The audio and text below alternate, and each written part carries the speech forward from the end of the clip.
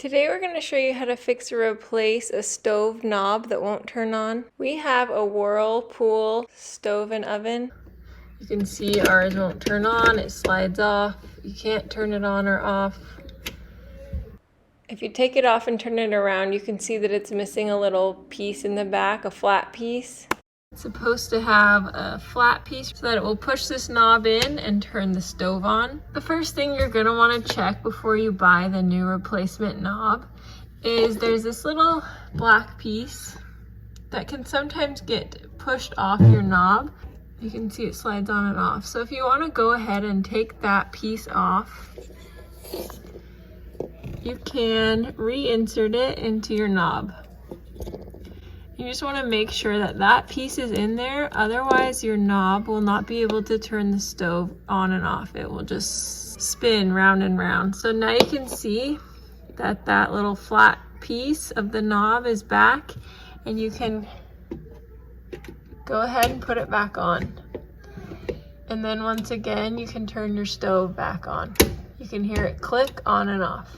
So that little black piece that we just inserted is called the knob spring clip. That's what helps it to turn and push on and off. So you're just going to want to make sure that that's in there and realigned. Now, since this is a very loose knob,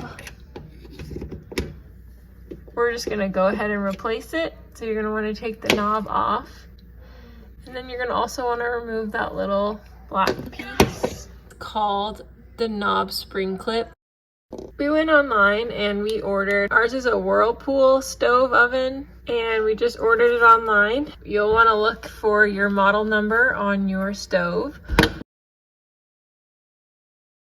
Our stove had a little metal flap hooked to the back, and you can see that that's where it gives us our model number and our serial number. We have a Whirlpool stove oven combo, so we went ahead and opened this new knob. And if you can see the difference, you can see the difference in these two knobs and how this one has just been stripped.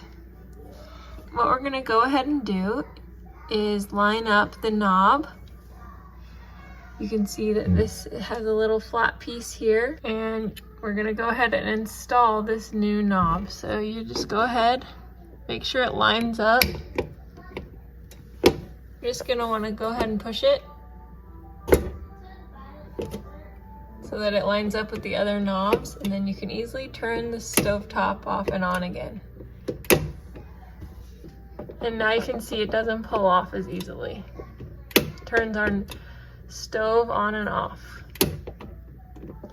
And it doesn't fall off. It's just like the other one. So those are two quick ways to make sure that you have a working knob for your stove top. Thanks for watching this video. Please subscribe to Big Al Repairs. Let us know if you have any questions. Thanks and have a great day.